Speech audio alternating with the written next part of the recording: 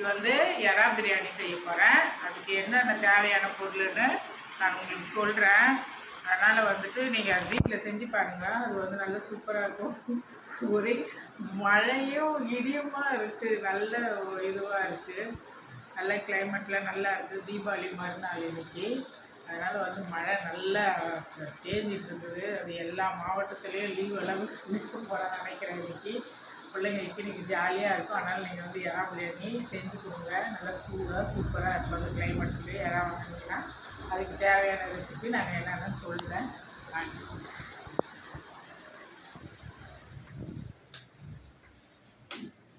So தேவையானது இப்போ 1/2 kilo basmati rice. இது யூனிட்டு 1/2 கிலோ பாசுமதி ரைஸ் வச்சுருக்கேன். இது இப்போ வந்துட்டு அதுக்கப்புறம் இது வந்து பிரியாணி மசாலா, அது 1 ஸ்பூன் போட போகிறேன். 1/2 கிலோ அரிசிக்கு 1 ஸ்பூனு. அதுக்கப்புறம் வந்துட்டு கரம் மசாலா வச்சுருக்கேன். அது வந்து சின்ன ஸ்பூனில் அது கொஞ்சம் போடுவேன்.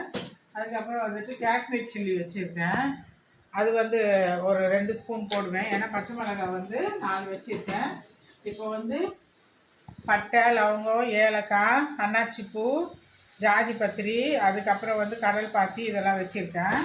1/2 கிலோக்கு மட்டும்தான். அதனால் வந்து இவ்வளோ தான், ரொம்பவே போடக்கூடாது. காட்டாயிடும், சாப்பிட்றதுக்கு நல்லா இருக்காது. இது இப்போ தக்காளி, இப்போ 1/4 கிலோ தக்காளி, புதினா கொத்தமல்லி கட் பண்ணி வச்சுருக்கேன். இப்போ வந்து 1/4 கிலோ வெங்காயம் வச்சுருக்கேன். பச்சை மிளகாய் வந்து 5 நம்பர் வச்சுருக்கேன். அதனால் 2 ஸ்பூன் போடுறேன். நான் 5 நம்பர் வச்சுருக்கேன். காரம் எவ்வளவோ நீங்கள் அதுக்கேற்ற மாதிரி போட்டுக்கோங்க. இப்போ வந்து நான் எறா வந்து க்ளீன் பண்ணி கழுவி இதை ரெடி பண்ணி வச்சுருக்கேன். இது வந்து 1/2 கிலோ எறா. வாங்கி க்ளீன் பண்ணி எல்லாம் எடுத்துட்டோம்னா ஒன்றுமே இருக்காது. அதனால் எறா வந்து நல்லா க்ளீன் பண்ணி இது நடுவில் இருக்கிறதுலாம் நம்ம எடுத்துடணும். அதுதான் நம்மளுக்கு வந்து ஃபுட் பாய்சன் அந்த மாதிரி ஆகும். இது வந்து நரன்னு இருக்கும். அது சாப்பிட்டோம்னா ஒரு மாதிரியான ஃபுட் பாய்சனு, அது மாதிரி கேஸ் ட்ரபிள், வாயு தொல்லை அந்த மாதிரிலாம் சொல்லுவாங்க. இதனால தான். அதனால் வந்துட்டு இதை வந்து கண்டிப்பாக நீங்கள் இது பண்ணி நல்லா கட் பண்ணி இதை எடுத்துடணும். கட்டியில் எடுத்துட்டு இதை வந்து க்ளீன் பண்ணி வச்சுருக்கேன். இது 1/2 கிலோ எறா. இப்போ வந்து நான் எல்லாம் தாளித்து பண்ணிவிட்டு அதுக்கப்புறம் நான் வந்து எப்படின்னு நான் உங்களுக்கு அதெல்லாம் டம்மெல்லாம் எப்படின்னு நான் உங்களுக்கு சொல்கிறேன். இப்போது நான் வந்து பட்டை, லவங்கம், ஏலக்காய், இஞ்சி, பூண்டு அதெல்லாம் இப்போ போட போகிறேன். இப்போ வந்து வெங்காயம், பச்சை மிளகாலாம் போட்டுட்டேன். வெங்காயம், பச்சை மிளகா அதெல்லாம் போட்டு பட்டை, லவங்கெல்லாம் போட்டு நல்லா வதக்கியாச்சு. இப்போ இஞ்சி பூண்டு பேஸ்ட்டும் தக்காளிலாம் இப்போ போட்டுடலாம். நம்ம இப்போது தக்காளி, புதினா அது ரெண்டுமே இப்போது இதில் போட்டுடலாம். போட்டுட்டு இப்போ நல்லா வதக்கிடலாம். நல்லா வதங்கணும். இது நல்லா வதங்கணும். இது நல்லா வதங்கணும். இது நல்லா வதங்கி வருதுப்பா. இப்போ வந்து நம்ம தேவையான என்னென்னு போடலாம் நான் சொல்கிறேன். இது வந்து காஷ்மீர் சில்லி 2 ஸ்பூனு. ஏன்னா வந்து 5 பச்சை மிளகா போட்டுருக்கேன். 2 ஸ்பூனு போட்டுருவேன். ஏன்னா இது கூட நல்லா வதங்கிச்சேன்னா நல்லா ரெடிஷாக நல்லாயிருக்கும். இது நல்லா வதங்கிட்டோம்.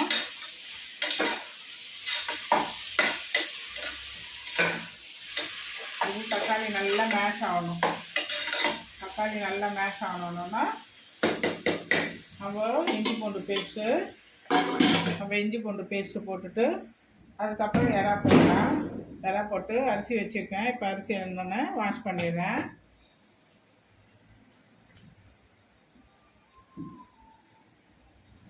இப்போ இஞ்சி பூண்டு பேஸ்ட்டு போட்டோம்ப்பா. இஞ்சி பூண்டு பேஸ்ட்டு தக்காளி எல்லாம் நல்லா மேஷ் ஆகிட்டுருக்கோம். இப்போது நம்ம திறந்து பார்க்கலாம். இப்போ இஞ்சி பூண்டு பேஸ்ட்டு இப்போ தக்காளி எல்லாம் போட்டுட்டேன். நல்லா மேஷ் ஆகி இந்த மாதிரி வரணும். இந்த மாதிரி நல்லா மேஷ் ஆகிடுச்சு. இப்போ தக்காளி எல்லாம் நல்லா மேஷ் ஆகி இஞ்சி பூண்டெல்லாம் போட்டுட்டேன் நான். இப்போது நல்லா மேஷ் ஆகி இந்த மாதிரி வந்துச்சு. இப்போ நல்லா தொட்டேன். இப்போ வந்து நான் வந்து 1 ஸ்பூன் வந்து பிரியாணி மசாலா போடுறேன். 1 ஸ்பூன் இது போட்டுட்டேன். வீட்லேயே தான் எல்லாமே ரெடி பண்ணி வச்சுட்ருக்கிறேன். நான் வந்து இன்னொரு வீடியோவில் பிரியாணி மசாலா சொல்கிறேன். இப்போ வந்து சின்ன ஸ்பூனில் 1/2 ஸ்பூன் வந்து கரம் மசாலா தூள், அவ்வளோதான்.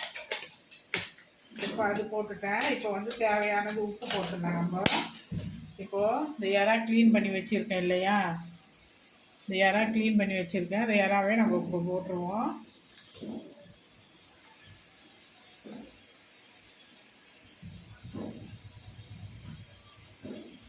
இந்த 1/2 கிலோ இறாவும் நான் போட்டாச்சு. அது க்ளீன் பண்ணி எடுத்துட்டோம்னா அது எப்படி 150 கிராம் அது தோலே போயிடும். அப்போது நம்ம 1/2 கிலோக்கு அது என்னன்னு பார்த்துக்கோங்க நீங்களே. அது வந்து கம்மியாக தான் இருக்கும் நமக்கு. 1/2 கிலோன்றது 350 கிராம் இறா தான் இருக்கும். இது மாதிரி நல்லா கலரி விட்டுடலாம். நல்லா அதில் வந்து காரெல்லாம் நல்லா சேரணும். இப்போ வந்து நம்ம தேவையானது உப்பு போட்டுக்கலாம்.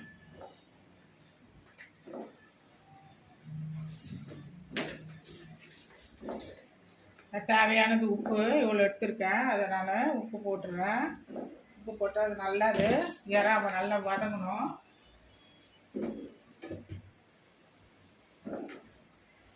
இப்போ நான் வந்து குக்கரில் வந்து தான் தம்மு போட்டு தான் நான் செய்கிறேன். நீங்கள் விசில் வேணாலும் அது எப்படின்ட்டு நீங்கள் விசில் விட்டு நீங்கள் அதை செஞ்சுக்கிங்க.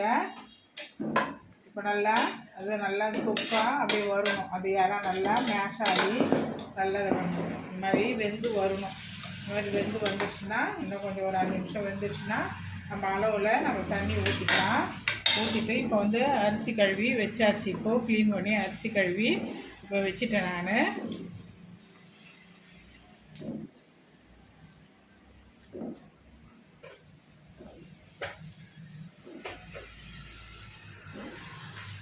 இப்போ வந்து நான் வந்து ஒரு லெமன் கட் பண்ணி வச்சுருக்கேன். 1/2 கிலோவுக்கு சின்ன லெமன் தான், ஒரு லெமன் வச்சுருக்கேன். தயிர் ஊற்றலை. இப்போ என்கிட்ட தயிர் இல்லை, அதனால் வந்து அது ரொம்ப புளிப்பாக இருக்கிறதுனால ஊற்றலை நான் தயிர். அதனால் வீட்டில் ஒரு லெமன் தான் இருந்தது, அது ஒரு லெமனை நம்ம புழிஞ்சிக்கலாம். தயிர் இல்லைன்னா கூட பரவாயில்ல, ஏன்னா தக்காளியிலே புளிப்பு இருக்கும். நம்ம வந்து லெமனை புளிகிறோம். வந்து தயிர் வந்து ஆப்ஷன் தான் நமக்கு. அதனால் வந்து தயிர் இருந்தால் தயிரை போட்டுக்கணும். நான் லெமன் தான் பிழிய போகிறேன். இப்போ நல்லா தொக்கா நல்லா வந்துடுச்சு பாருங்க. நல்லா தொக்கு நல்லா இறா நல்லா தொக்கா நல்லா வெந்து எல்லாமே மேஷ் ஆகி நல்லா வந்துடுச்சு. இப்போ வந்து அளவில் நான் தண்ணி ஊற்றிட்டு அதுக்கப்புறம் அரிசியை போட்டுட்டு உப்பு பார்த்துட்டு காரம் என்னன்னு பார்த்துட்டு அது கூட கொஞ்சம் நம்ம தேவையானது இப்போ நெய் கொஞ்சம் ஊற்றிக்கலாம். ஏன்னா வந்து இப்போ நான் வந்து தண்ணி ஊற்ற போகிறேன். அளவு பார்த்து தண்ணி ஊற்றுறதுனால நான் வந்து இப்போ வந்து நெய் ஒரு 2 ஸ்பூன் போட்டுக்கலாம். நல்லா இந்த ஸ்பூனில் ஒரு 2 ஸ்பூனு போட்டாச்சு. ஏன்னா இப்போ அளவு பார்த்து தண்ணி ஊற்றுறதுனால இப்போ நெய் போட்டுட்டேன். அந்த நெய்யெல்லாம் நல்லா வதங்கி இப்போ நல்லா வாசனையாக ஆகிடும். உப்பும் போட்டாச்சு. அவ்வளோதான், நல்லா மேஷ் ஆகி நல்லா கரெக்டான பதத்துக்கு வந்துடுச்சு. இப்போ தண்ணியும் லெமனும் போட்டுட்டு நல்லா கொதிச்சோன்னா அரிசியை போட்டு அதுக்கப்புறம் நம்ம டம் போடலாம். இப்போப்பா தண்ணி ஊற்றிட்டேன். தண்ணி ஊற்றி அரிசி போட்டேன். அரிசி போட்டு இப்போ நம்ம டம்மு பதத்துக்கு வந்துடுச்சு. இப்போது ரைஸ் பாருங்கள் நல்லா இந்த மாதிரி மலர்ந்து இந்த மாதிரி இருக்கணும். இப்போ நம்ம டம்மு போடுறதுக்கு கரெக்டாக இருக்கும். நீங்கள் விசில் வேணாலும் அதுக்கு உங்களுக்கு எவ்வளோ உங்கள் வீட்டில் எப்படி வருமோ விசில் அதுக்கேற்ற மாதிரி யூஸ் பண்ணிக்கிங்க.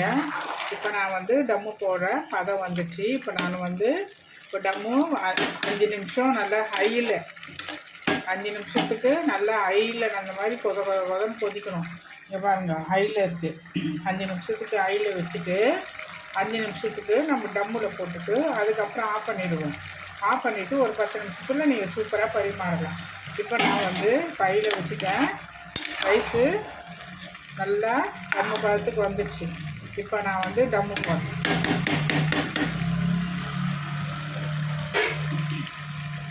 இப்போ ஒரு தட்டு போட்டாச்சு. இப்போ தட்டு போட்டுட்டு இப்போ ஒரு தவா வைக்கிறேன். இப்போ தவா வச்சாச்சு. இப்போ அது கரெக்டாக நம்ம காற்று வெளியில் வராத மாதிரி நம்ம வைக்கணும். அதை இப்போ நான் கரெக்டாக அதை வச்சாச்சு. இப்போது இது வச்சுட்டு இப்போ அதை கரெக்டாக இருக்கும். எந்த ஒரு காற்று வெளியில் வரக்கூடாது. இப்போ 5 நிமிஷம் ஆயிடுச்சு. இப்போ நான் சிம்மில் வச்சுட்டேன். இப்போது சிம்மில் இருந்துட்டு அதுக்கப்புறமா நான் இன்னொரு வெயிட்டும் இது கூட வந்து நான் வைக்கிறேன். அது இன்னொரு வெயிட்டும் அது கூட வைக்கிறேன் நான். இப்போது ஒரு தவா அது கூட ஒரு வெயிட் வச்சுருக்கேன். இப்போ 5 நிமிஷம் வச்சுருக்கேன்.